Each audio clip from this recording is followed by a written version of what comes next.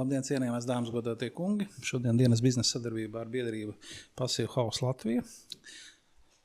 Sadarbības tīklu veido viduzdiskusiju par daudzdzīvokļu māju, renovācijas iespējām, problēmām un acīm redzot šeit nepieciešamo valsts politiku. Diskusijas dalībnieki šodien ir Latvijas būvniecības padomes priekšsēdētājs, biedrības Latvijas koka būvniecības klāsteres valdes loceklis un CMB uzņēmuma grupas vadītājs Artis Dzirkalis. Labdien. Biedrības Passive House Latvija valdes loceklis Krišjāns Kalnciems. Labdien.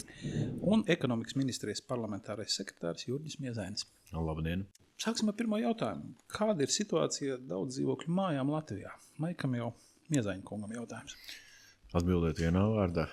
Var arī bišķi garāk. Visnotaļ bēdīgi. Kāpēc? Visnotaļ bēdīgi. Ja mēs skatāmies, ka mums ir kopā apmēram 40,000 mājokļi, faktiski, kas, viņi visi, lielākā daļa, lai nebūtu teikt, ka visi lielākā daļa ir jau savu mūžu pārdzīvojuši, un lielai daļai ir tiešām tā, ka, ja ar to māju neko nedarīs, tad arī nākotnē vairs nebūs neekonomiski izdevīgi kaut ko pat iesākt darīt. Un mēs arī no ministrijas skatāmies uz to visu bišķi plašāk, ne tikai kā energoefektivitāti, bet kā reālu māju atjaunošanu. Jo, ja mēs to neizdarīsim, ja mēs tikai siltināsim, mēģināsim skriet pēc kaut kādiem CO2 cipariņiem, tas māja tehniskais stāvoklis visdrīzākais laika paliks sliktāks un sliktāks. Bet mēs gribam, tas, ko mēs arī darām, mēs gribam, lai cilvēki domā jau par to mājokļu atjaunošanu.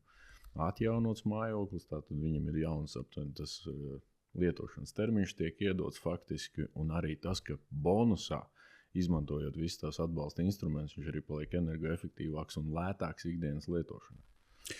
Jūs minējāt, ka viņam tātad jāpagarina mūžs, bet cik daudz ir tādu namu, kuriem cilvēki varbūt ir kaut ko darījuši, bet viņi nevienas papīrus, nevienas būvotļaujas nav nekad neko kārtojuši. Tāda arī droši vien kaut kāda daļa, it īpaši, ja tas būs 4 dzīvokļi, 8 dzīvokļi, varbūt 12 vai plus mīnus, šāda neliela izmēra daudz dzīvokļu mājas, nerunājot varbūt par 9 stāvu vai 5 stāvu mājām ar lielu iedzīvotāju skaitu.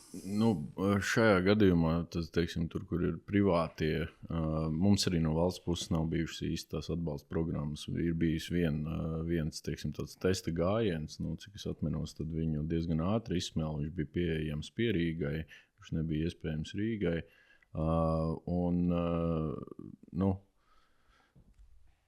Ir tā privāta aktivitāte, tad tas jautājums ir pirmais īstenībā. Tur ir 2 jautājumi paslēp. Pirmais, cik daudz no šīm pārbūvēm, jeb atjaunošanām vispār kaut kur parādījušās dokumentācijā. Jo reāli tas būvniecības process līdz šim ir bijis tik smagnējis, ka cilvēki vienkārši netika tam klāt. Viņi izdarīja tāpēc, ka to vajag izdarīt, un tāpēc, ka ziemā augsti. Otrs ir tas, kas ir, uzskaitītās, tas, ko es redzu, tādos lielajos ciparos, ir, kad līdz šim atjaunotas 1400 daudzdzīvokļu ēkas, tās ir dažādas. Pēc vidējās summas spriežot, tās pamatā ir sēriju veidi jau daudz stāvu, tad 5 un augstāk stāvu ēkas. Jo tā vidēja atjaunošanas, jeb siltināšanas kopējā tām ir apmēram 800,000. Tā kā pamatā mēs skatāmies uz tām ēkām, kas ir ar ļoti daudz dzīvokļiem.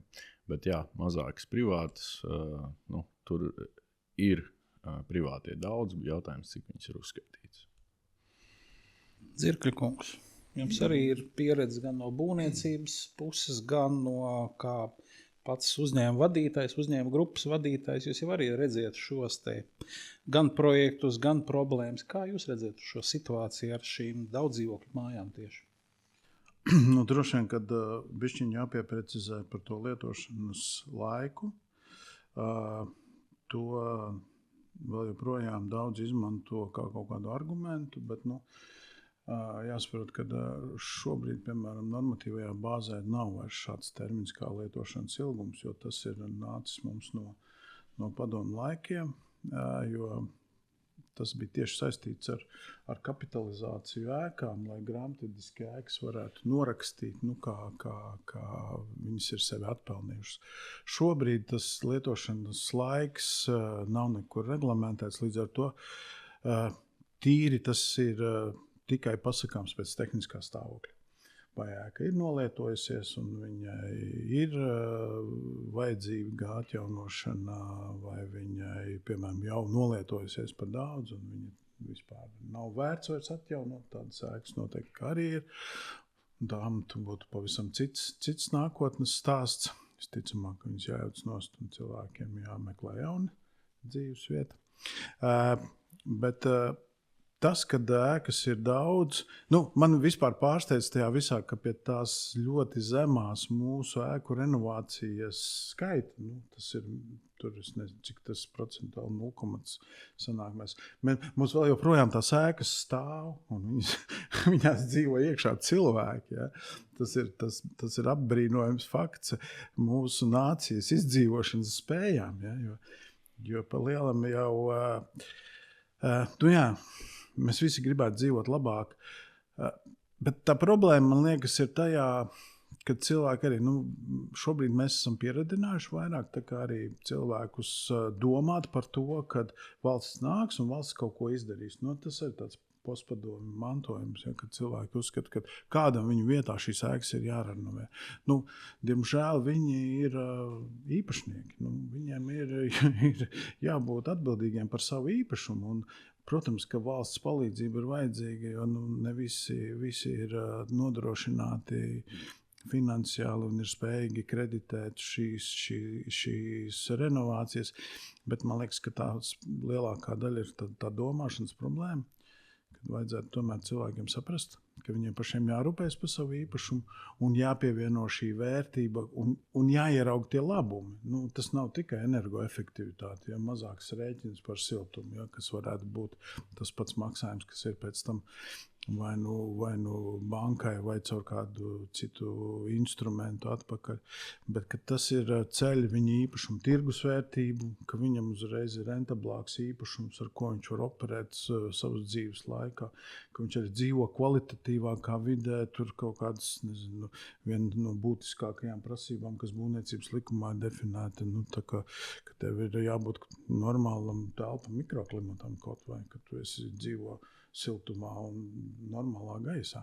Tā kā tas ir arī, kā Jurģis teica, ļoti kompleks jāskatās, un tas ir mēs caur šo visu, mums tas ir jādara, jāaudzina cilvēkiem tā sapratni par to, un tikai tā viņi iegūs kaut kādas labākas dzīves kvalitātes. Kancīnkungs, kā jūs redzat šo situāciju? Es teikšu tā, ka tur ir, kā lai saka, vienmēr ir zelta maliņi, ja? Tādā situācijas, kā jau tā šī brīža aina nav pārāk varbūt rožaina, un tā zelta maliņa ir tāda, ka viena no zelta maliņām īstenībā. Kad tas kaut kādreiz mēs uzskatījām, ka tas ir tās padomu laika kroplība, sērija vai dēks, ka tas nav nekāds arhitektūras sasniegums, ja? Viņam atkal ir savs puses, ka tas ir sērija vai dēks. Līdz ar to tas paver milzīgas iespējas tieši renovācijas procesa standartizācijā, ja? Rūpniecisko konstrukciju lietošanā, kas ir faktiski vienīgais veids, kā tādu apjomu ar ēkām mēs varam atjaunot realistiski Latvijā. Jo tur Arts vairāk dokumentēt par darbaspēku pieejamību būvniecības jomā, ja, kas pagaidām izpaužās tā, ka ir visādi skandāli par migrantiem būvniekiem, ja, tāpēc, ka vietē vairs nav, ja, vai maz ir. Ja. Tāpēc šī lieta ir tādā ziņā, varbūt pat zināms, kā saka, tāds iespēja lauks, ka ar šīm ēkām var strādāt. Nav tā, ka tas ir kaut kas būtu, teiksim, ļoti sarežģīti. Tā kā, piemēram, ir Eiropas valstīs, kur vairāk dominē tāda individuālāka projekta, kur šāda pieeja nav iespējama.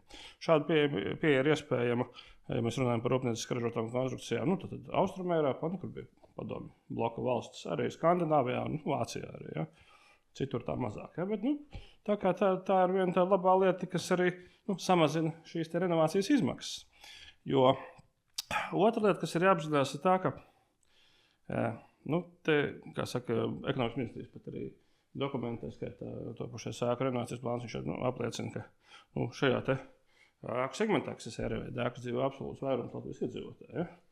Un ir godīgi jāpasaka, ka situācijā, ka sabiedrība novecojas, cerības viņiem jauniem dzīvokļiem ir līdzinās nullei. Ņemot vērā dzīvokļu cenas. Šiem 70% cilvēku tur dzīvo. Ja? Lielākā daļa no viņiem nekad nedzīvos jaunā mājoklī. Tas ir pilnīgi skaidrs. Tie, kas var, ļoti labi, ja? Bet Tāpēc ir jāmēģina jādara viss gan no būvniecības nozares, gan no valsts pašvaldības puses, lai šiem cilvēkam dzīves apstākļi būtu tādi pēc iespējas eiropeiskāki.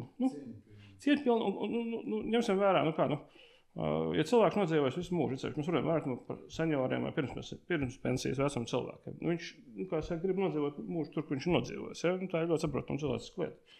Ja to var izdarīt tā, ekonomiski izdevīgā veidā, tad valstī ir mazāks sloks no šī cilvēka arī potenciāli. Vai ne? Un viņam arī tās vecumdienas ir, viņš arī, nebloķē šo siltināšanas procesu, kas tagad bieži vien notiekās, kad, seniori lāgā nesaprot, kāda viņam no tā jēga ir. Tā kā es teiktu, ka, ir izaicinājumi, bet, varbūt ir laiks tiešām rīkoties tādā, plašākā kontekstā. Vai mums vispār ir instrumenti, kā motivēt dzīvokļu īpašnieks īstenot savu māju renovāciju? Es nezinu, CO2 nodoklis, nekustamā īpašuma nodoklis. Es nezinu, kā motivēt cilvēkus, lai īstenotu māju renovāciju. Ķirsankungs, jā, paldies. Es šeit gribēju gan arī turpināt iepriekš teikto par to, kad cilvēkiem arī apzinās, ka tas mājoklis, tas ir viņa īpašums, tātad viņa atbildība un dienas beigās arī tā kopēja atbildība. Un tas, ko mēs esam, es varētu nosaukt, varbūt tādas 3 revolūcijas, ko mēs esam pēdējos 3 gados arī, tā teikt, pa vienai revolūcijai, reformai, kā moderni saka, ja, gadā esam paveikuši. Tātad, pirmais lēmumu pieņemšanas process kopīpašumos daudzdzīvokļu namos, kas nozīmē to, ka pat vairs īsti nav tāda iespēja bloķēt, vai izlikties neredzam, vai nepiedalīties, vai nedomāt par savu īpašumu stāvokli. Jo lēmumu pieņems tie, kuriem tas rūp. Tātad tas ir mazākuma balsojums ir ieviests. Apsaimniekošanā, nav apsaimniekošanā kopēji. Protams, mēs, brīžiem dzirdam, cik tagad ir intensīva cīņa starp nama apsaimniekotājiem pa mājām, bet tas ir pareizi. Tāpēc, ka beidzot ir tā, ka arī dzīvokļu īpašniekiem tie apsaimniekoji nāk un saka, klau, gribu bezmaksas internetu nāc, mēs tev apsaimniekosim, tīrīsim kāpņu telpas, rekuri bonus, klāsts uz galdu kā biznesa, un tas arī izvēl ārā no tās domāšanas, ka, nama apsaimniekošana arī ir pakalpojums, ko katrs no mums pērk, nevis tev ir viens tas pašvaldības uzņēmums, kas tur bija pirms neatkarības atgūšanas, un arī tagad viņš tur tāds pats ir, neko nedara un tikai prasa naudu. Tas jautājums arī ir atrisināts. Un, ēku sēriju veida siltināšana, tātad pilotu projekts arī šie siltināšanas paneļi. Šī lieta man personīgi ļoti patīk, tāpēc, kad viņi ir uztaisīti arī tādi, kad mēs maksimāli visu to resursu izmantojam arī vietējo, tātad koka paneļi, vietējais, darba spēks un arī ātrums ir iegūstams. Un jo lielāks būs tas apjoms, kas šādus tipēdu siltināšanas pasākumus izmantos, jo lētāka būs tā cena. Tagad, beidzot tas ieskriešanās periods ir sācies. Un tam sēriju veida ēkām es varbūt nepiekritīšu, ka tie 50 gadi neko nenozīmē, īstenībā viņi nozīmē. Tāpēc, ka neviens 50 gados, ja pat cilvēki, ja viņš neiet pie ārsta 50 gados, tad tās kaitas tiek ielaistas. Un mēs tajā sēriju veidā ēku apsekošanā arī to konstatējam, ka viņām pamatā ir līdzīgas tās kaitas. Un viņas ir ļoti ātri identificējamas, piemēram, noteiktām sērijām, tās jumtnesošās konstrukcijas, jo ir bitumeni pārklājumi, piemēram, nav laicīgi mainīti, tur ir bijis ūdens, tur ir korozija un vispārējais. Bet tas, kad tu šādu tādu kopējo bildu uztaisi pa to māju un saki, rekur šī māja, rekur ir tehniskais risinājums ar energoefektivitātes ietaupījumu šādu, plus paskaties attiecīgos mezglus un arī pie reizes saremontē. Tas ir, teiksim, tā nākamā revolūcija, jeb reforma, saucam kā gribam, kas ir nākamais solis aiz, teiksim, šīs sadaļas, kas jau ir sakārtota. Manuprāt, tas ir tiešām tāds leciens uz priekšu noticis mums tieši pēdējos 3 gados. Pēdējā nav šī energoefektivitātes programma, man liekas, tika izķerta 2 mēnešos, kad pirmā programma, kas bija, viņa tur buksēja, ķērās, kārās, cilvēki sūdzējās. Tagad cilvēki sūdzās, ka nav vairs finansējuma. Bet varbūt tā ir sarežģīta, bet viegla problēma politiķim, jo tad tu zini, ka tev sistēma strādā.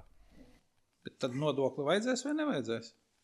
emisiju tirdzniecības sistēmu uz mājām, kuras nebūs renovētas. Vajadzēs to? Nevajadzēs? Eiropas, Bez biedināšanas, bet tā diezgan skaidra varbūt. Eiropas Savienības energoefektivitātes direktīva jau ir noteikusi veselu virkni prasību arī dzīvojamajām mājām. Šajā gadījumā es teikšu tā, ka te es runāšu tā kā es uzskatu, kad cenas likšana iedzīvotājiem uz CO2 emisijām ir vismuļķīgākais un vispret ejošākais gājiens. Kāpēc? Tāpēc, ka cilvēkam automātiski ieslēdzās pretreakcija. Kāpēc man to vajag? Ir citi risinājumi, ir daudz labāki mehānismi, kā panākt labākus rezultātus. Ja mēs sakam, kad iedomājamies to pensionāru, par ko tu tikko minēji, kurš dzīvo savā dzīvoklī un tā teikt, grib pavadīt savus vecumdienas mierīgi, labos apstākļos, un viņam pasaka, ja tu kaut ko nedarīsi, tad tu maksāsi daudz. Visdrīzākais, kad tas nebūs ilglaicīgi. Motivācijas sadaļā, jā. Tad, kad mēs skatāmies, piemēram, nekustamā īpašuma nodokļus vai kādas citas sadaļas, kur ir pašvaldībām jau šobrīd īstenībā iespēja variēt arī ar šo, procentu piemērošanu. Kam piemērojas 30%, kam 90% atlaid. Tās jau ir šobrīd iespējas. Ja mēs gribam panākt lielāks izrāviens, jā, šādas motivācijas rīkus varam taisīt. Jautājums, vai to vajag uztaisīt pret CO2, manā ieskatā tas varbūt nebūtu korektākais veids. Dirkļa kungs. Kā jūs redzat motivācijas sistēmas, vai tā ir tikai pārliecināšana, vai tas ir kaut kāds, tomēr arī pārtagas princips? Burkānu piekritējs. Burkānu piekritējs, labi. Zaķīts, jā. Kas ir tie burkāni, kas tad būtu vajadzīgi? Tas jau, ko es šeit jau izskanēju. Viens ir, viņam ir sakārtot patīkama vide, kur viņš uzturās, mikroklimats telpās. Zemāk arī tie paši rēķini, kas arī ir burkāns. Ja mēs mēģinām kaut kādu esko principu ieviest, tas arī tur uzreiz strādā tajā. Jo tādu sodīšana, protams, ir. Mēs nevaram būt ideālisti, protams, mums jebkurā mājā būs kaut kādi heiteri un tur tādi cilvēki, bet mēs nevaram arī pieņemt defaultā, ka tagad tāpēc, ka ir viens vai divi tur, dzīvokļi mājā ir pret jebkādām inovācijām, mēs tagad pieņemam, ka viss māja ir pret to. Tāpēc tas jau arī ir, ko Jurģis teica, atrisināts ar šo balsojumu. Jo it kā ļoti vienkārša lieta, šis man tik ļoti, ļoti fascinē, ka tas tika izdarīts. Ka tā ir tik vienkārša lieta, es nezinu, kāpēc mēs to nevarējām izdarīt jau 10 gadus atpakaļ. Tas tāds, jā. Vienkārši droši vien, ka politiķi arī nespēja aizdomāties, cik tas ir vienkārši izdarāms. Tas vienkārši tas nebija. Tas bija vairāk gan tiesu spriedumi, gan augstākās tiesas analīzes, jo šis skan tā kā privāta īpašumu. Bet tiešām, teiksim, šī lieta, es domāju, ies tālu un arī beidzot, un tas, kas būs fundamentāli, viņš beidzot radīs to ekonomisko principu, un arī mēs no ekonomikas ministrijas tālāk arī uz atbalstiem skatāmies jau tādiem vairāk, kas ir tirgu balstīti, ne tik daudz grantos, bet tirgu balstīti, jo pie tā ēku skaita, kas mums ir jārenovē, mēs varētu paņemt Latviju visu Eiropas Savienības energoefektivitātes budžetu un tad, tā teikt, tad mēs varam izdarīt no valsts ar atbalstu, bet tirgu balstītam ir jābūt. Es vēl gribēju par tiem burkāniem piebilst, jo mēs te šobrīd sadarbojamies arī ar Rīgas pilsētu, ar Rīgas enerģētikas aģentūru šajā jautājumā. Kolekcionējam tādu dažādu burkānu variantus, priekš nākotnes sistēmas izveidas, un tur ir citām valstīm arī, piemēram. Tur tie burkāni var būt ļoti triviāli pat. Ja, piemēram, mēs iztēlējamies, Hruščovku, 16. 18. sēriju. Šī ir ēka bez lifta, ja? Standartā. Ja tu taisi renovāciju, ja tev Rīga palīdz iegādāt liftu, tu piekrīti liftam, ja tu esi seniors, tu piekritīsi liftam, bet tu nepiekrīsi liftam, ja? Tu tā gadījumā tu neesi seniors, ja? Tas ir viens, ja? Tad Rīga pilnīgi nopietni apsver, sasaistīt tagad tas noteikti ar apkārtņu programmu, bet, piemēram, iekšpagalmu labiekārtošana, ja? Tur puķītes soliņi, viss šī programma. Daudziem cilvēkiem ir svarīgi, jo tu aizēji, šajos dzīvokļu rajonos paskaties, tu redzi, ka tur kāds ar puķītēm jau nodarbojas, mājas priekšdārzā. Ja? Ir tādi cilvēki, kurš to jau dara, viņiem patīkties. Ja?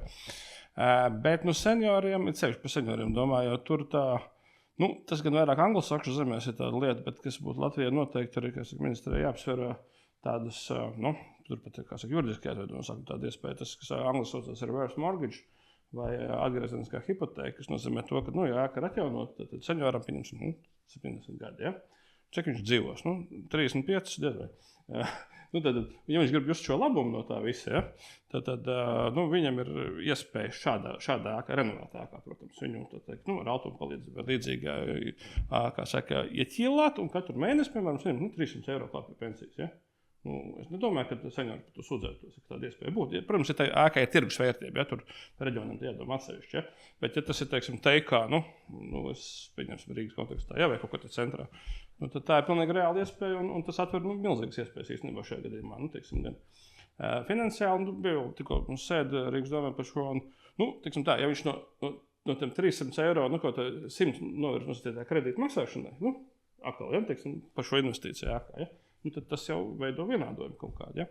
Tā kā es domāju, te ir jāpiet radoši, un arī, cik es saprotu, ekonomikas ministri arī saprot, ka tā klasiskā grantu programma, tā ministra kungs arī teica, viņa ir beigusies, tāpēc ir tagad jāliek galvas kopā un jādomā, kā izveidot šādu, uz biznesa principiem strādājušu sistēmu, ka tas viss varētu, funkcionēt tādā veidā. Bet kur ņemt naudu šeit? Ja mēs ņemam vērā, ka mums ir, jūs minējāt tos skaitli, kas ir vairāki 10 000 šo mājokli. Tas nozīmē, ka vajadzīgā summa ir, es nezinu, pāris 100 miljārdi tikai vajadzīgi. 33 miljārdi pie Latvijas valsts budžeta 19 miljārdi. Es nezinu, kur ņems. 50, bet vairāk nebūs tiešām, absolūti. Bet kur ņemt šo naudu? Tas jautājums ir, zin kā, par tiem 50 arī, ja mēs sēdēsim šeit pēc 20 gadiem, un tad tur būs vairāk kā 50. Tur būs jāatjauno tikai rācinājums. Un tur jau ir tā lieta, kad pareizi jau minēja, ka tas biznesā balstītā pieeja, viņi vienmēr strādās labāk. Mēs, kā saka, to grantu periodu esam šobrīd nogājuši, bet tas, ko mēs varam darīt, mēs varam izmantot, teiksim, tos publiskos līdzekļus, kas ir, un kombinēt viņus kopā. Ļoti līdzīgi, kā, piemēram, ir lielo investīciju projektu fonds, kas ir Latvijas uzņēmējiem, kur ir mega investīcijas papildus piesaistītas tam mazumiņam, ko valsts iedod klāt. Ļoti līdzīgā veidā var arī šo, teiksim, ēku atjaunošanas procesu veidot. Kad ir, un par to arī valsts kontrole mums norādīja, ka, piemēram, Lietuvā tā pieeja ir, kad ir šīs kredītprocentu subsīdijas, ja tā nauda tiek uztaisīta nosacīti bez maksas gandrīz, ar ļoti minimālu procentu, kas nozīmē arī to, ka tā investīcija tavā paša īpašumā, viņa tev sanāk lētāka.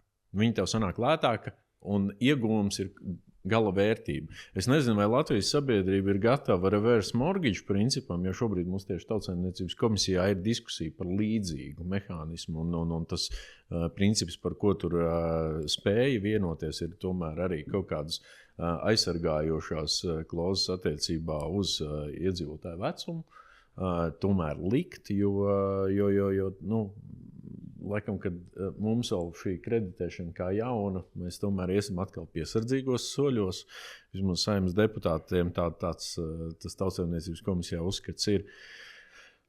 Bet kā viens no instrumentiem, protams, ir iespējams galvenais, lai cilvēki paši apzinās, ko viņi dara. Un tas ir mums laikam tas lielākais un grūtākais ceļš bijis arī ar visu to lēmumu pieņemšanu, namu pārvaldības modeļu maiņu, kad tam visam paralēli iet tāda cilvēku izglītošanas kampaņa un vienkārši tiešām tāda vienkārši stāstīšana, kad, Klau, tu esi īpašnieks savai mājai. Ja tu viņu neremontēsi, tad nebrīnies, ka nokritīs balkons, un tas ir tikai pirmais brīdinājums, jo nākamais nokritīs jumts un tā tālāk.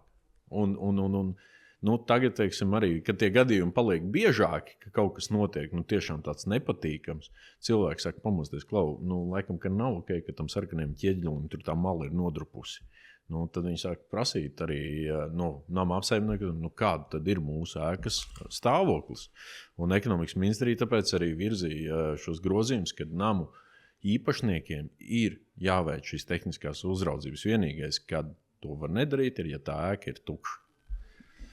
Vai tikko uzbūvēta?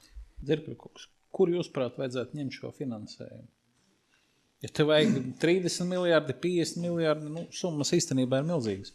Par cik es pārstāvu būvniecības nozari, man tā kā būtu pilnīgi vienalga, kur viņi ņemt, galvenais viņu paņemt un dabūt. Jo teiksim, tas apjoms ir, jā, es piekrītu, ka ir liels, bet viņš izstiepjot kaut kādā normālā, sakarīgā laika rāmī, viņš ir, man liekas, ļoti, ļoti elementāri saprotams. Jo, piemēram, ja mēs sadalām šos, cik mums ir šie 32 vai jau 50 miljardi, kas tur ir plānoti, tas ir 50. gads. Ja mēs viņus sadalām pa gadiem ar zināmu kāpinājumu, kā to visu var darīt, tādas summas jau vairs nemaz nav tik lielas. Ja? Un, piemēram, būvniecības nozare noteikti, ka var apēst to daudzumu un izdarīt. Es neredzu, es neesmu finansists un man nav šis uzstādījums, kur ņemt finansējumu. Es noteikti zinu, ka mēs kā būvniecības nozare esam atkal... 2 miljardus papildus gadā būvniecības nozare varētu paņemt mierīgi. Ja? Galvenais, lai piemetot plus-mínus. Galvenais, lai tas ir pakāpeniski, lai neveidojas kā tagad. Jo pretējā gadījumā, ja tu 20 miljardus uzmetīs ar termiņu 1 gads būvniecības nozarē, viņa, ja tā var teikt, aizķersies patēs sevis sasietām šņurītēm paklups, un tās cenas aizies gaisā. Jā. Līdz ar to tāpēc mēs arī skatāmies uz to, kad ir jaunie finanšu instrumenti, principi, kurā mēs tad sev arī, godīgi sakot, atsaistam no Eiropas Savienības fondu finansējuma perioda tiem pārāvumiem, jaunu programmu skaņošanas, birokrātijas un vispārējā vaiprāt. Mums tā īstenībā ir mazliet detalizētāka atbilde jau, tāda pirmšķietām. Ja? Tas ir tas, ko mēs arī tiešām ar Rīgas domē nodarbojamies, un tur ir atkal jāpaskatās kaimiņos, tad Lietuva, kur līdzīgs fonds strādā jau no 9. gada, laikam, cik 15 gadi, ar viņa altumus sazobēja. Un tur ir vairāk par miljardu vai, izvietots un tā tālāk. Viņš ir rotācijas fonds, nauda vienā brīdī, nāk atpakaļ un baro nākošās investīcijas. Ja? Bet Latvijas gadījumā tāda fonda pagaidām nav, tad no kurienes nāk līdzekļi? Lietuvas gadījumā tā bija Eiropas Investīcija banka, un mūsu gadījumā tādas indikācijas ir, ka, ja mēs spējam sagatavot to visu, tad viņi spēj to izskatīt, un tur pareizi arī Juris teica, ka tieši, procentu likme ir viens. Ja tu neatrakstīsi procentu likmes jautājumu, tad tur nebūs biznesa modeļa. Tas pavisam vienkārši. Sākumā sevišķi, kamēr tev nav ekonomikas scale, tad, ka tev nav tā prefab sistēma izveidusies tāda, kad tās cena iet uz leju uz kvadrātmetru. Ja? Tāpēc visu veidu garantijas, valsts pašvaldības garantijas vai arī tieši subsidētie kredītprocenti. Ja? Tā pašā Eiropas Investīcija bankai viņai ir tagad tāds īpašs kredīta programma, kas ir zaļām investīcijām, ja, šādām te. Līdz 75% nemaldos nenodrošinātās, ja, kā saka, līdz 30 gadiem. Ja, tad, šis te arī par saprātīgi 3 vai zem 3% kaut kur aptuveni finansējums. Tā kā, principā, nav tā, ka tas nav, bet galvenais, mēs runājam par 50 miljardiem, ja, to visu Eiropas Investīcija banka nekad vienai valstī nedos, tas pilnīgi skaidrs ir. Ja. Ir jāpanāk situācija, ka līdzīgi kā Lietuvā notiek vērtspapīrošana, esošo investīciju vērtspapīrošana, tad tajos var ieguldīt, viņam ļoti labs kredītreitings, var ieguldīt pensiju fondu, var ieguldīt citu veidu investoru un tā tālāk. Jo, kas ir vērtspapīrs? Vērtspapīrs ir permanenta naudas plūsma no renovēta mājokļa, kur maksās vienmēr šos maksājumus, ja, par apkuri, samazinātu apkuri un paši investīciju mājās. Ja? Tā ir tāda veida, kā saka, modelis, kas kā mūžīgais dzinējs. Ja? Tāpēc te drīzāk ir runa par, kā saka, visu tā struktūrēšanu, ja? Un sadarbības ar institūcijām. Un tad iet un runāt par tieši ar šiem investoriem. Ja? Es laikam ļoti labprāt teiktu, ka jā, tieši šādā veidā mēs arī šobrīd strādājam. Vienkārši tās vienošanās starp visām institūcijām, komercbankām arī par to, ka viņi kā investīciju modeli šo izvēlās. Nav vienkāršas un nekad nebūs vienkārši nonākt līdz tam pareiziem modelim, bet mēs esam tuvu. To es varu gan pateikt, ka mēs esam ļoti tuvu tam, kā saka, gala rezultātam, jo dienas beigās tad mēs ar vienu, teiksim, tādu publisko eiro varam piesaistīt vēl 10, 11 privātos eiro, kā to naudas avotu. Un ja mēs tādu sistēmu iedarbinam, tad arī mēs tiešām tas lielākais iegūms ir, ka mēs izvairamies no tādas raustīšanās, jeb ķīlēšanās ar to fonda periodu un pieejamo finansējumu. Jo man šobrīd ir, godīgi sakot, tik daudz cilvēku, kas nāk un prasa, kad būs jaunais mājokļu siltināšanas fonds, un man viņiem, es jau teicu, priekšpolitiķi it kā tāda gan viegla, gan grūta atbilde. Nu, tad, kad būs nauda, tad mēs varēsim. Nu, tad, kad mēs pabeigsim šo mehānismu, tad arī mēs varēsim iedot šo instrumentu. Un mēs tiešām ar kolēģiem ļoti intensīvās un brīžiem pat tādās nospriegotās sarunās ar visām pusēm mēģinam atrast tā, lai gan valsts kontrolas ziņojumā ietvertais, gan arī tas Lietuvas labais piemērs būtu pārņemams arī šeit. Kancīm kungs pieminēja tādu lietu, kā piesaistīt pensiju fondu naudu. Ekonomikas ministrija par šo jautājumu ir domājis, vai varbūt strādājis, varbūt kaut kāds iestrādnes ir. Un kāpēc, lai pensiju fondi ir? Es jau teicu, ka mums jau pensiju fondu pārvaldnieki tās ir privātās komercbankas. Tāpēc mēs arī pie visām šīm sarunām aicinām ne tikai Eiropas Savienības, Eiropas rekonstrukciju banku, bet arī citas, tos privātos spēlētājus, kuriem ir taču pensiju fondi pārvaldīšanā. Un tā lieta, ko viņi arī mums norāda, tad dodiet mums iet, kur investēt. Un mēs skatāmies uz vairākiem virzieniem, gan uz to, lai, ir kaut kāds atsevišķais fonds, kas ir kopā ar Altumu tiek veidots, gan arī viņiem ir kā instruments arī, piemēram, šis, kas ir kaut kādas zaļās investīcijas, ko arī veiks. Līdz ar to, jā, atbildi ir jā.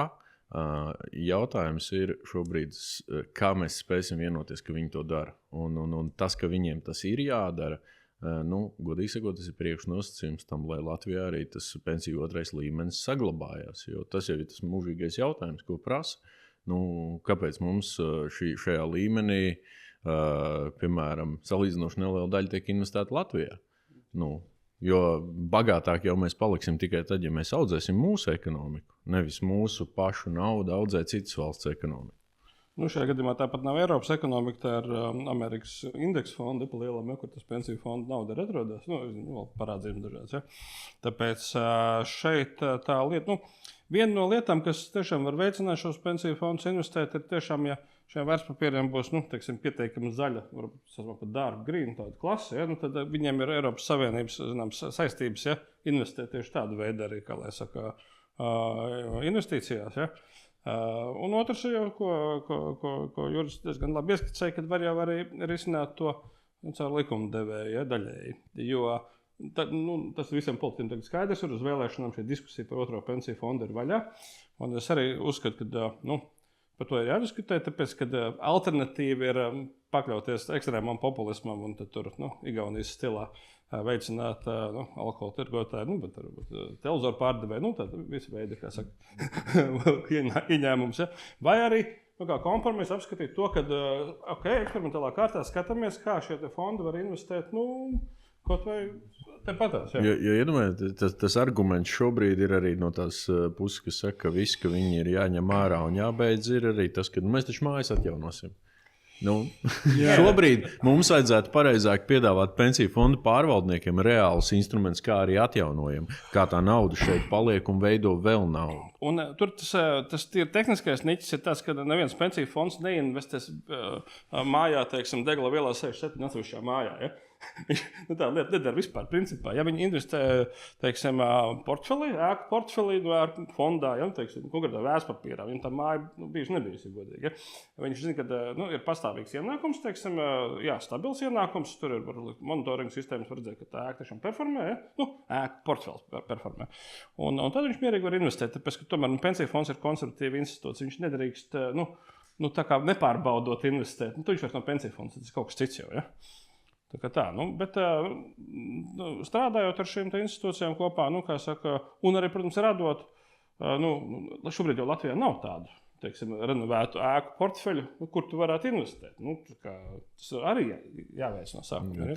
Tāpēc jau es minēju, tās sarunas nav nec vieglas, nec vienkāršas, nec, godīgi sakot, cerība ir, ka būs ātrākas, bet tiešām tāds sarežģīts process. Te ir izskanēja diskusijā par to, ka šo māju siltināšanai, pat cik viņas ir sērija veida, var uztaisīt tipa veida projektu, un tā tad arī šo siltināšanas paneļus izgatavot rūpnieciski. Dzirkaļkungs, varat uztaisīt savā ražotnē šādus paneļus konkrētām māju sērijām? Paneļus mēs varam uztaisīt jebkādai māju sērijai, jebkādā izmērā. Protams, tur ir jāsaprot, ka neskatoties uz to, ka mēs runājam par tipa veida ēkām, arī tipveida ēkām ir ļoti atšķirīgas ģeometrijas. Ja? Līdz ar to tas nav tik brutāli, tā kā mēs ražosim vienu veidu paneļus un tagad ņemsim un viņus tā kā depiņā nopirksim un liksim uz sienām. Nē, tam vajadzīgs sākumā noteikti kaut kāds inženieru ieguldījums, lai tos paneļus varētu integrēt tieši konkrētajā ēkā. Bet neskatoties uz to, šobrīd jau tās tehnoloģijas ir tik pieejamas un darboties spējīgas, 3D skanēšana, projektēšana, modelēšana, tas neaizņem ne tur abnormālu laiku, ne arī tas ir nenormāli dārgi. Tas viss ir paceļami un darāmi. Bet tas, ko šī tehnoloģija iegūst, viennozīmīgi, tas ir ātrums un apjoms. Jo gan arī darba spēka pieejamība tajā pašā laikā. Ja? Es varu vienīgi šobrīd runāt par to situāciju, kādā mēs esam. Man liekas, ka šādu māju renovācijai, piemēram, mūsu rūpnīcā paneļos, es rēķinu, mēs kaut kādas 5 mājas mēnesī varam saražot, ja, priekš pēc šāda principa.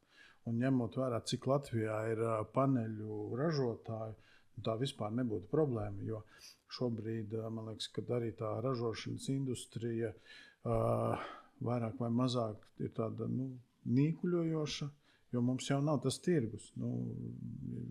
Piemēram, lielākā daļa paneļu māju ražotāju strādāja Skandināvijā. Skandināvijas tirgus sabruka. Ja? Mēs visi esam atgriezušies šeit, mēģinām šeit. Nebūtu nekas vienkāršāk, kā ražot paneli priekš paneļu māju šeit Latvijā. Viņš nav nekāds šausmīgi sarežģīts. Jā, tur ir inženierija klāt. Protams, tas ir know-how zināms un gan stiprināšanas, gan māju izpētes lieta. Bet tas ir sākuma stadija, kamēr tā māja tiek sagatavota. Un tas, piemēram, tam pašam iedzīvotājiem vispār, ja mēs paskatāmies uz izmaksu, samērīgumu, cik maksā inženierija projektēšana pret būvniecības izmaksām un pēc tam pret eksploatācijas izmaksām. Un tas ir ļoti, ļoti mazs cipars. Līdz ar to tas viss ir šeit iespējams. Tas ir, man liekas, tas, uz ko mums jāiet. Un paldies ministrijai un konkrēti ministram, ka viņš paņēma šo ideju par pirmajiem pilotprojektiem. Es ļoti, ļoti ceru, ka tas aizies un mēs dabūsim šīs pirmās ēkas, kas man liekas tas, ka lai cilvēkiem parādītu, kas tas tiešām ir. Jo, ja mēs skatāmies uz ēkas siltināšanu tradicionālā veidā, cik mēs esam redzējuši ēkas, kuras labi, neteikšu gadiem, bet gadu stāv sastatnēs, vai tur ir apgrūtināti iedzīvotāju eksistences tajās ēkās, tad paneļu ēkas siltināšana pa lielam ir 2 mēnešu jautājums. Es gribu piebilst, ka Nīderlandē, kur sākās šī lielā prefab programma, pirmā, kas bija Eiropa enerģijas programma, kur bija 11 miljardu investīcijas programmā. Tur viņiem bija, viņi lietoja arī ražošanās zināmos lean principus, ja, tad par perfekto procesu plūsmu. Ja, un tur bija, labi, tas ir rindu mājas, tā kā klasisks rindu mājas, sociālās mājas, ja, viss ielas garumā. Ja. Un tur viņiem bija tas standarts, uz ko viņi gāja, ko viņi arī sasniedz, 1 mājas renovācija 3 dienas. Ja, tā ir 2 stāvu māja, tad 1 dienas māja. Ja, bet viņiem ir kvalitātes standarti un viņi arī sasniedz. Ja. Jā, tas ir, mēs esam rēķinājuši, tas ir viena kāpņu telpa mājai, tas ir nedēļas laikā. Dienā līdz 10 paneļiem var samontēt tajā visā. Protams, tas nav, tur jāsaprot, ka tur ir vēl visi papildus darbi, ja mēs ejam dziļajā renovācijā, tur ir komunikācijas, bet pats tas trakākais, kas ir nosiltināt ēku, un tu dabūni ēkai jaunu fasādi, jaunus logus, un viss hermētiskums, tā skaitā, ja vēl tur ir integrētā ventilācijas sistēma fasādē, kas arī ir iespējama. Tas viss ir notiek zibenīgā ātrumā. Un ne tikai ministrs, bet arī es esmu personīgi šim, koku paneļu siltināšanas pilotu projektam absolūts fans. Kāpēc? Tāpēc, kad es viņā saskatu daudz vairāk tos ekonomiskos ieguldījumus, kā tikai ēkas atjaunošana. Ja mēs ļoti daudzos renovācijas projektos arī iegādājamies tos būvmateriālus ārpusē, tad te ir tas, par ko mēs ar Ķirsonu kungu esam diskutējuši ļoti daudz par mūsu pašu resursu plašāku izmantošanu un mūsu pašu tehnoloģiju attīstīšanu, zināšanu izmantošanu. Tad, ja man paprasīs, kurā vietā ir tas, kur ļoti daudz no tām lietām satiekās, tad tas ir uz koku paneļu tipveida siltināšanas risinājumos. Tas, kas ir vajadzīgs, šobrīd tas viens pilotu projekts ir forši, bet mums viņu vajag uzstādīt uz sliedēm, lai arī tam ražotājiem ir zināms, gan aptuvenais pieprasījums, apjoms, jo tas nozīmēs ko? Vai viņš dabūna, piemēram, savas līnijas attīstībai aizdevumu uz 7 gadiem, ar to, ka viņam tas viss jāatmaksā, vai viņš viņu var dabūt arī uz 20, un ja viņam ir tā garāka, lētāka nauda šajā, ražošanas līnijā pie lielākas jaudas, viņš var strādāt gan ar zemāku peļņas procentu, gan ar lielāku apjomu un dienas beigās samazināt to cenu siltināšanā vēl vairāk. Tā kā šeit tiešām tur īkšķus pagaidām, lai mums tas pilots aiziet, absolūti, kas saka, pa diedziņu pagaidām izskatās ļoti labi. Ja tas izdodas, es domāju, šis būs tas, kas saka, kvartāla siltināšanas viens no stūrakmeņiem. Jā, un vēl tas, man liekas, risina visu to lielāko samilzušo problēmu, kas vispār Latvijas būvniecībā, tas ir šis zāģis.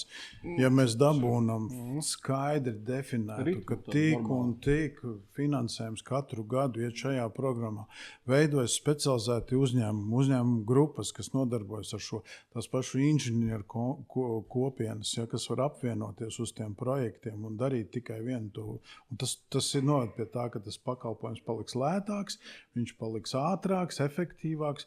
Nepavēlti tas, neesam jau mēs nekādi baigie ģēniji un izdomājuši jaunu Ameriku. Tas notiek tajā pašā Vācijā, kur tie notiek tikai jā, tur ir sākumi, bet tur uzreiz viņš ir paķēris tādu, ka tās lielās kompānijas, viņas dibinās renovācijas kompānijas, kuras strādā ar kvartāliem, kuras strādā ar inženieru birojiem kopā, in-housā un taisa tos produktus. Tur ir faktiski vienā brīdī ir jāpiedalās lielākam kompānijām, tāpēc, ka šis būvnieks vienkārši neuzbūvē, viņš nes arī garantiju par ietaupījumu. Ja, tas ir energy performance kontraktu. Ja, jo tu nevar šajā gadījumā, ja tev ir tā no ietaupījuma jādod naudu privātiem investoriem. Šis ir ļoti būtiska lieta, jā, jo tad arī garantēt. Arī, lai nenotiek tas, jo te, piemēram, valsts kontrola, kā jau labi zināmais ziņojums, tur bija rakstīts, laikam, ja Jords man pielabo, ka kādos 45% projektu iedzīvotāji maksāja vairāk, ja beigās. Vai kaut kas tāds tur bija, vai ne? Tas, jā, ikdienas faktiskais ar kredītu maksājumiem. Viss tur bija gadījumi, ka tiešām sanāk šādas situācijas, un tāpēc saku, tur vairāk jau tas jautājums ir tajā tirgus izveidē un ilgtermiņa ieguvumā, jo mēs varbūt arī paši kā cilvēki esam tādi, ka mēs skatāmies, man ir tekošās izmaksas, tās es pieskatu, bet ilgtermiņa zaudējums kā īpašuma vērtības kritumi, to mēs paši neskatāmies. Mums patīk paskatīties, kad mans dzīvoklis, ko es nopirku pirms 15 gadiem pa 10 000, tagad maksā 30 000, bet īstenībā viņš varēja maksāt arī 70 000, ja viņš būtu nosiltinātā ēkā. Un šī ir tā lieta, ko mēs paši dažreiz nepareiķinam, un tas ir normāli. Un tur, kā saka, nulle pārmetumi. Bet ir arī bijusi, tāda vēl viena neliela revolūcija būvniecībā, ko īstenībā varbūt tikai speciālisti ir pamanījuši arī to, ka mēs esam atvieglojuši šo, tādu dziļo renovācijas procesu. Kopumā ēkām, jo iepriekš bija tikai atvieglotie procesi ēku siltināšanai. Mēs esam uztaisījuši, ka tagad jau tas arī ir paziņošanas raksts, no būvprojekts pilnais vajadzīgs. Un ļoti daudz tādas foršas lietas pēdējos gados mēs esam izdarījuši, lai tiešām, kā saka, ar tādu grūdienu spērienu gan nozarei, gan visiem pārējiem, ka tas ir jādara. Pretējā gadījumā mēs attapsimies ļoti bēdīgā situācijā ar dzīvojamo fondu. Un vēl es gribēju piebilst, tas jau varētu kā vēlēšana laika jautājums, kad ja tā padomā pēc tam vienkārši, tad šāda veida renovācija pēc būtības, ja mēs skatāmies, tas ir faktiski tā vienīgā gandrīz vai aktivitāte no Eiropas zaļā kursa, kas nes mums lielāko labumu atpakaļ tautsēmniecībā, tāpēc, ka Ķīnā saražota saules paneļu montāža ir forša lieta, bet tur tas pienesums tāds krietni mazāks ir. Un šeit ir diezgan skaidri aprēķinām šis tautsēmnieciskais iegūms, un arī, vidēji lēš, ka tas ir uz katru investēto eiro 2 vai 3, atpakaļ. Tur tas metodoloģijas ministrijai noteikti ir. kas arī atver vēl vienu tādu iespēju. Ja valsts saņem nodokļos kaut ko atpakaļ, tad daudzās zemēs viņi caur nodokļu atlaidi vai vienkārši caur grantu arī veicina sākuma posmā vismaz šādu veidu. Ja? Un to negaida uz nekādiem Eiropas grantiem, bet valsts saprot, ka vienkārši viņi plusā tāpat no šī te viss paliek. Ja? Tāpēc, ka šī ir tiešām aktivitāte, kas te tiek ražot pievienotā vērtība nevis Ķīnā. Un otra lieta jau ir, Saeimā bija liels batālijas par to piesārņojumu likumu, ja, kas arī saistīts ar zaļo kursu. Ja. Latvijā ir kaut kādas saistības. Pagaidām tā kā mēs, laikam, viens nav ticis vaļā Eiropā no viņām. Ja. Šis ir, laikam, saprātīgākais veids, kas mums daļu no klimata saistībām kādā veidā tu var izpildīt, ja. Bez teiksim, lielām problēmām un ar ekonomisku ieguvumu. Ja. Tā. Tā kā tas ir arī. Iezaņkungs. Valsts politika apmēram šeit tiek izrunāta ir skaidra. Vai vajadzīgas, lai to realizētu normatīvu aktu izmaiņas? Vajag, nevajag kādas? Šajā brīdī es jau laikam tā klusi visu laiku lasu par to, kas jau ir izgrozīts, izmainīts, izdarīts.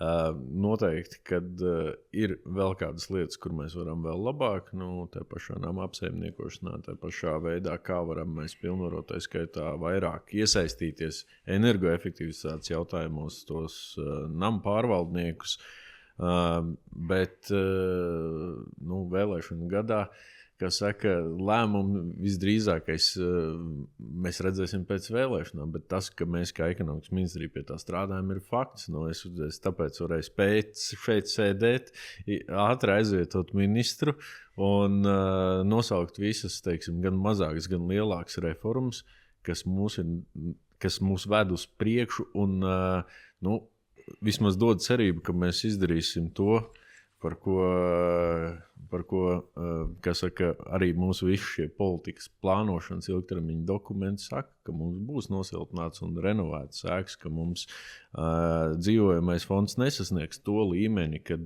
mums tiešām būs problēmas, kur cilvēkiem dzīvot, kad mājas bruks un viņas nebūs ekonomiski izdevīgi atjaunot. Tas ir tas, kas man ir tas Damokla zobens, ko es redzu nākotnē, kad ir tā situācija tāda. Kalnciem kungs, tā neiespējamā misija var kļūt par iespējamu? Es domāju, ka jā, jo faktiski, kā lai saka, revolūcijas vadonis Ļeņins, visi vēsturiskie priekšnosacījumi ir šeit, jā, teiksim, viena lieta, mēs ar Rīgas speciālistiem kopā reiķināsim, iepazīstināsim ekonomikas ministriju tādu lietu, kas notiks, kāda ir tā cena, ja mēs to nedarīsim, pareiķināsim tā detalizētāk, ja? Jo tur ir daudz aspektu, kas jāņem vērā. Ja? Un tā cena ir diezgan milzīga. Ja? Un to cenu gan mums neviens privātais kapitāls nepalīdzēs samaksāt. Ja, teiksim, ja šeit vēl pastāv teiksim, variants, kā līdzīgi kā lietuvieši, vai uzlabojot pareizi lietuviešu modeli un tā tālāk. Ja? Bet otra vēl viena lieta ir tas, ka, ko Arts pareizi pieminēja, mēs no savas puses, mēs tomēr esam būvniecības nozares pusē, ja? Mums ir jāstrādā ar nozares izglītošanu, mobilizēšanu, kaut vai panākot šo vienu lietu, ko Arts minēja, kad nozare ir tāds stabils pieprasījums, stabils darbu ritms. Ja? Nevis tā kā Eiropas fondi, kas rausta visus un vienkārši katastrofāls atšakarē nozares iekšējo biznesa kultūru un tā tālāk. Ja? Es domāju, ka tas ir pietiekami liels ieguvums visiem, domājušiem būvniecības jomas pārstāvjiem, lai, vienotos kopdarbībā gan ar ekonomikas ministriju, gan ar lielākām pašvaldībām, lai šo modeli iedzīvinātu. Ja? Jo problēmas ar naudu, ja godīgi, nav ar privātu. Tāpēc, ka Eiropas Investīcija banka ir institucionāla banka, bet tomēr tā nav gluži valsts nauda, tāda Latvijas valsts nauda. Ja? Un ir arī, pavisam privātas institūcijas. Ja? Tā kā nav runa par naudas trūkumu. Ja, ja vēl tā pensiju fonda lieta aiziet, tad tas ir Eiropā ir laikam 17 triljoni, ja, kā saka, pensiju fondos, ja, Eiropas iedzīvotājiem, visur, kur izved, Amerikā palēm izvietot. Ja. Tā kā te drīzāk ir par tādu diezgan raitu kopdarbību, par ko, teiksim, kad ir pietiekami daudz ieinteresēto pušu, kas redz vienotu vīziju kopīgi, ja, kā šo to visu iedzīvināt jau burtiski 2 gadu laikā, es teiktu. Ja. Ja var tādu nelielu politisku dzēlienu arī, kad vajadzētu arī Rīgas nama pārvaldniekam, kas Rīgā ir lielākais nama apsaimniekotājs, tādu, kā saka, iedot arī aprēķins un rekomendācijas, lai viņi arī vairāk strādā un tiešām arī ar tām ēkām savām. Es zinu, ka viņi, kā saka, ir saņēmušies. Bet tieši, piemēram, uz to tehnisko stāvokli, uz tām lietām, kad ir jārunā tiem iedzīvotājiem, jo viens ir, ka tu ej un pārdod grantu, otrs ir tas, ka tu tiešām tiem iedzīvotājiem ir atklāti pasaki, klau, šai sērijai ir ļoti vēlams salabot šos jumta pārnesumus, ir vajadzīga tā atjaunošana. Un tad caur šo visu arī, teiksim, runāt par atjaunošanu, par tipveida siltināšanas risinājumiem, informēt vairāk, jo mēs no ministrijas puses taisam seminārus, kurā es, kā saka, zīmīgi redzu visus nama apsaimniekotājus, dažādus pārstāvis, bet tam darbam arī jāaiziet uz leju. Tas, man liekas, arī bija viena no lietām, ko valsts kontrole mums pateica, kad mums te ir, kā saka, koordinēti jāiet ar tā teikt, no augšas uz leju un jāinformē tam. Es piebildīšu, tāpēc mēs šodien detalizētāk par Lietuvas piemēru izrunājam, ka, protams, arī no valsts un pašvaldības puses ir jāinvestē šajās komunikācijas, lai tās daudz nopietnāk, teiksim, resursi kā līdz šim, jo Lietuvā, piemēram, 300 cilvēki liela vienība nodarbojas ar šo visu ēku apkalpošanu, no A līdz Z, gan projektu, gan pārlieku, viss, kas tas saistās. Komunikācijas budžets ir 5 miljoni. Un tu vienkārši tādu apjomu nevar panākt, ja tu neinvestē komunikācijas. Savādāk tas tikai bija bolševikiem, atnācām un piespiedām. Iedzīvotāji saka, parakstiet un tad vienošosim. Bet tāpēc tiešām ir piemēram, Rīga arī par to domā, bet arī, kas tur valsts jādomā kopā, ka piemēram, Rīgas enerģētikas aģentūra, viņi lielākoties dzīvo no Eiropas projekta naudas, kas nav normāli, un to Eiropas likumdošana paredz, ka tam jābūt pastāvīgam finansējumam, lai viņi var darīt šo darbu. Ja? Līdzīgi arī nama pārvaldniekam tiešām būtu, viņi jau ir sākuši tiešām darīt, tas ir arī ekonomikas ministrijas pēdējā veiksmīgā programma ar Altumu. Ja? Tas ir daļai viņu arī darba rezultāts, ka viņi ir saņēmušies, tie iedzīvot, un projekts tika sagatavot, bija liels skaits no Rīgas, kā iepriekš nekad, laikam, ja? Bet ir, teiksim, jāpiešķirt adekvāti, sāklas nauda nosacīt, lai tas viss aizietu jau, tādā, kā saka, sistēmā, ja? Paldies, Kalnciem kungs, Dzirkau kungs. Varam to izdarīt? Jā, iedodiet mums naudu. Skaidrs. Skatāt, jums vajag būvniekiem, vajag pasūtījumu un naudu. Jā, mums vajag naudu un stabilitāti. Skaidrs. Tas ir tas, ko augsta būvniecība. Bet es arī vēl gribētu teikt, ka man bija ļoti patīkami, kad tagad šī pēdējā programma, man liekas, ka nebija tur 2 mēneši, tur bija dažu nedēļu laikā, viņi tikai izķerta. Tas nozīmē, ka cilvēki jau bija gatavi tam. Viņi gaidīja, kad nāks tas, ko mēs te esam runājuši par to izglītošanu un tālāk stimulēšanu. Kad ir tā sabiedrība ir mainījusies, un man par to ir gandarījums, jo par šīm lietām, man liekas, jau vairāk kā 10-11 gadus mēs esam runājuši. Es atceros pirms pirmās kaut kādas seminārus, ko es pats esmu stāstījis par dziļo renovāciju, kad cilvēki vispār nesprat, kas tas ir. Tad, man liekas, tie termiņi un viss, kas ir saistīts ar šo, ir saprotami. Un tas izglītības līmenis sabiedrībai ir cēlies. Tas patīkam. Jāsaka, paldies. Paldies diskusijas dalībniekiem par to, kādi soļi būs nākošie saistībā ar daudzdzīvokļu māju renovāciju. Droši vien diskutēsim, skatīsimies citos raidījumos. Pagaidām saku visu labu, uz tikšanos citreiz.